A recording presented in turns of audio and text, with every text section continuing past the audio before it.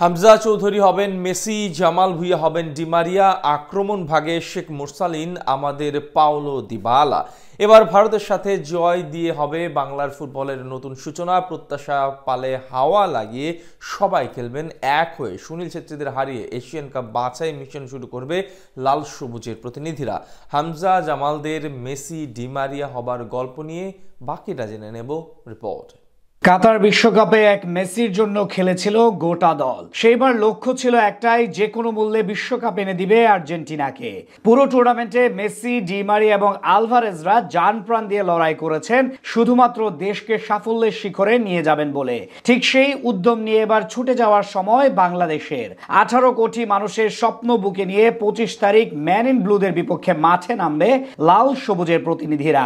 যেই ম্যাচে মেসি হবেন বাংলার ফুটবলে সবচেয়ে বড় সংযোজন, হামজা দেওয়ান চৌধুরী, ডি মারিয়ার ভূমিকা রাখবেন জামাল ভুঁইয়া এবং বাকিরা হবেন আলভারেজ, দিবালা ও মার্টিনেজ। ফুটবল নিয়ে বঙ্গপারের বিশাল জনতার স্বপ্নটা সবসময় আকাশচুম্বী। আপনি আন্তর্জাতিক অঙ্গনে আর্জেন্টিনা বা ব্রাজিলের সাপোর্টার হতে পারেন, কিন্তু মাতৃভূমির বেলায় কোনো প্রকার আপোষ করা যাবে না। সেই ভালোবাসার জায়গা থেকে আরো একবার জেগে উঠেছে 18 কোটি সমর্থক।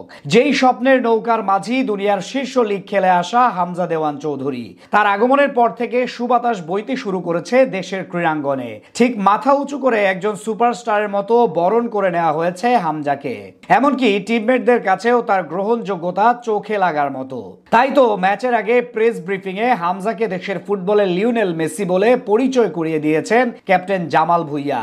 লেস্টার সিটির সেই ফুটবলার বর্তমানে শুধু বাংলাদেশ না, বরং দক্ষিণ এশিয়ার সবচেয়ে দামি খেলোয়াড়। তাই তার প্রতি প্রত্যাশাটাও সবচেয়ে বেশি। ভক্তদের আশা মেসির মতো পুরো দলের ভার বহন করে 25 তারিখ প্রতিপক্ষের বিপক্ষে জয় এনে দিবেন লাল সবুজের জার্সি গায়ে।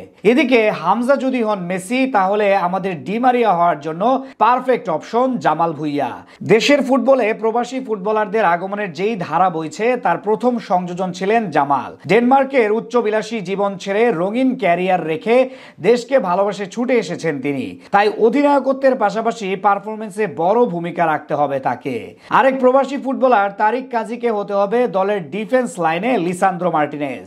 ভারতের সব স্ট্রাইকারদের বোতলবন্দি করার জন্য তাকে রাখতে হবে তাৎপর্যপূর্ণ ভূমিকা। অভিজ্ঞদের পাশাপাশি তরুণ মোরসালিন, রাকিবদেরও জ্বলে উঠতে হবে 25 তারিখ। বিশেষ করে দুর্দান্ত ছন্দে থাকা মোরসালিনকে এই ম্যাচে হতে হবে পাওলো দিবালার মতো। প্রতিপক্ষের ডিফেন্ডারদের ফাঁকি দিয়ে উঠতে হবে আক্রমণ ভাগে।